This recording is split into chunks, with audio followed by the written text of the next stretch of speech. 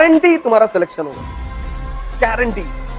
और सिलेक्शन अगर नहीं होगा ना, तुमको 2 साल का खर्चा देंगे 30,000 रुपए महीने के हिसाब से। इस एग्जामिनेशन में इतना पढ़ना थोड़ी है। इस एग्जामिनेशन में तुम बहुत पढ़ नहीं पाओगे, इतना जान लेना।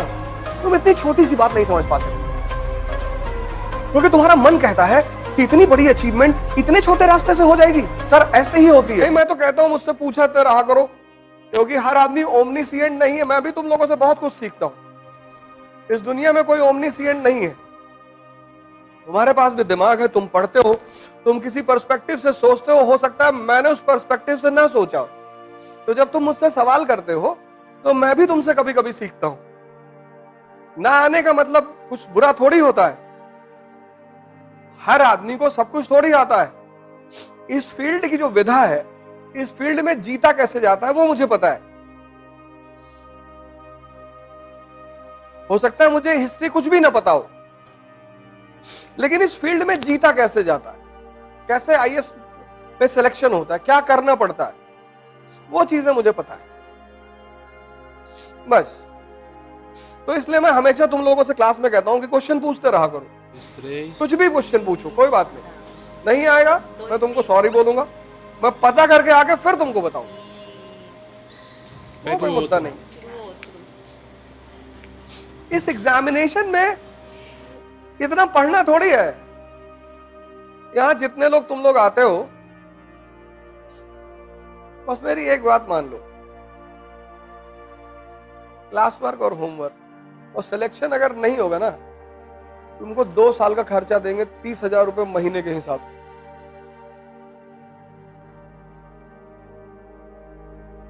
तुम क्यों टेंशन ले रहे हो यार? आज इकरा में मान लो 100 लोग आ रहे हैं, ठीक है, बहुत आ रहे हैं। ये 100 वो लोग हैं जिन्होंने जीवन में खतरा ले रखा है कि पैसा डूब जाएगा तो, लेकिन चलो। जब तुम कोई बिजनेस शुरू करते हो तो तुम्हारा बिजनेस पहले दिन में नहीं खड़ा होता। बिजनेस का पहला चरण है फेथ। इतनी बड़ी बड़ी कंपनियां मार्केट में हैं, तो लोग उनको पास जाएंगे। जब आदमी पैसा देता है वो कहता है कि यार जिसका नाम है उसके पास चलो।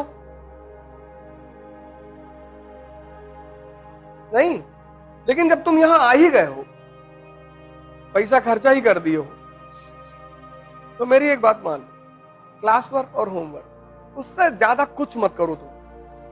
और न्यूज़पेपर, गारंटी तुम्हारा सिलेक्शन होगा, गारंटी।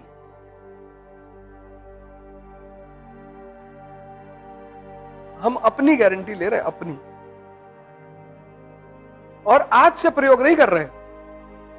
पिछले 15 साल 20 साल पढ़ाते हो क्या? 15 साल से प्रयोग कर रहे हैं, 15।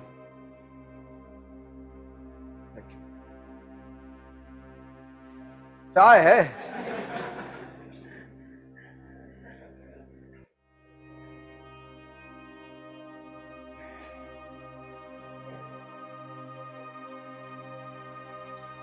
तुम सिर्फ क्लास वर्क, होमवर्क, न्यूज़पेपर कर लो, गारंटी तुम्हारा सिलेक्शन हो। ये हिंदुस्तान में जो 10, 20, 50 लोग मुझे मानते हैं, उसकी वजह यही है। किसी डॉक्टर की जब दवा सूट कर जाती है तभी तो दोबारा तुम उस डॉक्टर के पास जाते हो। इस एग्जामिनेशन में तुम बहुत पढ़ नहीं पाओगे, इतना जान लेना। हाँ, जब तुम्हारी जो क्लास में इकोनॉमी पढ़ाई गई है वो कंसोलिडेट हो गई, हजम हो गई, उसके बाद जब तुम दत्ता सुंदरम उठाओ, अब तुम सोच के देखो, तुम्हारा नेशनल इनकम चैप्टर क्लियर है, सब पता है तुम। अब तुमने दत्ता सुंदरम की किताब उठाई पढ़ने के लिए, कितना देर लगेगा? 10 मिनट, क्योंकि सब तो समझ में पहले से है। नहीं समझे? समझ गए ना? जैसे मैंने तुम्हें पढ़ाया इंडस्ट्रियल रेवोल्यूशन, तुमने कंसोलिडेट कर लिया, हजम कर लिया, फिर किताब उठाया, कितना देर लगेगा? 10 मिनट। तुम इतनी छोटी सी बात नहीं समझ पाते हो, क्योंकि तुम्हारा मन कहता है कि इतनी बड़ी अचीवमेंट इतने छोटे रास्ते से हो जाएगी। सर ऐसे ही होती है।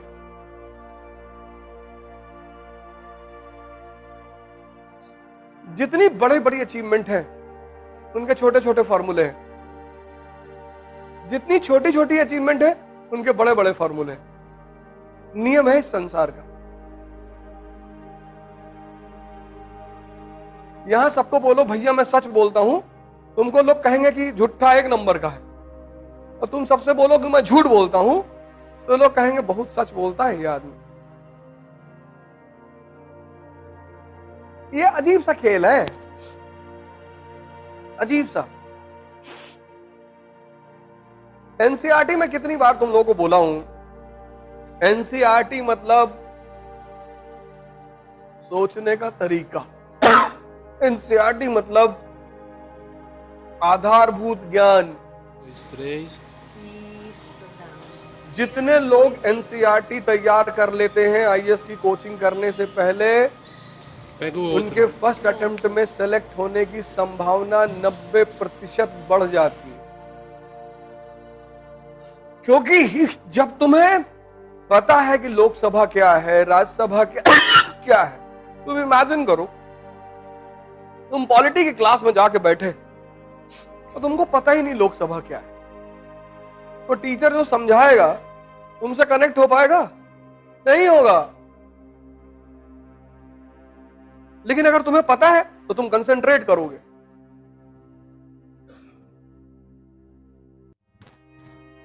नहीं करोगे फिर तो 50% तुम सीख के आए थे और 50 तुमने क्लास में सीख लिया। जड़ मजबूत हो गई कि नहीं हो गई? किसी को भी आईएएस बनना है पहले अटेम्प्ट में, वो अपनी एनसीईआरटी पर कमांड बना ले। अब जैसे पहला चैप्टर है विपिन चंद्रा का, क्लास 12th वाली एनसीईआरटी है ना विपिन चंद्रा, उसका पहला चैप्टर है 18वीं शताब्दी का भारत, है ना। अब वो चैप्टर जब तुमने खत्म किया तो पहली चीज क्या क्लियर होनी चाहिए कि मुगल साम्राज्य का पतन क्यों हुआ, यही तो पहली हेडिंग है।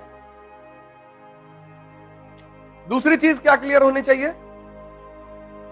क्षेत्रीय राजवंश, राजपूताना, अवध। पढ़ी हो कभी एनसीईआरटी? बताओ अवध के बारे में।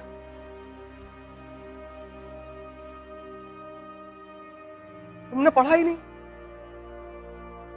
बस तुमने पढ़ा इस उद्देश्य से तुमने इस उद्देश्य से तुमने नहीं पढ़ा।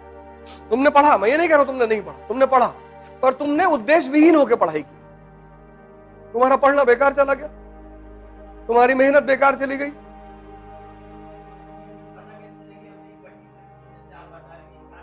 अरे भैया चैप्टर, जैसे जब तुम मनोहर कहानियां पढ़ते हो, सत्य कथा पढ़ते हो, तो उसमें क्या लिखा होता है? उसकी टाइटल होती है, उसी टाइटल से प्रभावित होकर तो पढ़ते हो।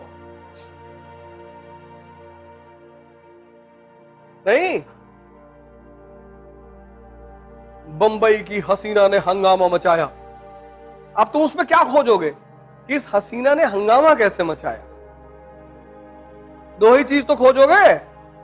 किसी भी किताब की जो टाइटल होती है, किसी भी चैप्टर का टाइटल होता है, वो यही तो तुमको बताता है। जब कार्ड शादी का छपवाते हो तो उस पर लिखवाते नहीं हो शुभ विवाह, नहीं तो हर आदमी पूछे ना कि भैया काहे दे रहे हो कार्ड, तो जब कार्ड देते हो तो उस पर लिखा होता शुभ विवाह।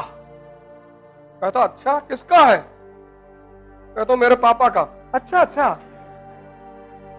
अबे दे दिए कार्ड, पढ़ लो किसका है। अब सब इंक्वायरी करोगे तो कोई भी चैप्टर की जो टाइटल होती है वो टाइटल ये बताती है कि इस चैप्टर में ये चीज, अब 18वीं शताब्दी का भारत, तो किस किस स्तर पर? राजनीति के स्तर पर, अर्थव्यवस्था के स्तर पे, समाज के स्तर पे, तो पता कर लो। नहीं, बंबई की हसीना ने मचाया हंगामा, तो एक चीज उसमें क्या है? हसीना। दूसरा क्या है? हंगामा। तो अब तुम कहानी पढ़ोगे कि कैसे मचाया भाई, तो वही तो चीज ढूंढोगे, हैं? हंगामे वाले पॉइंट ही तो ढूंढोगे।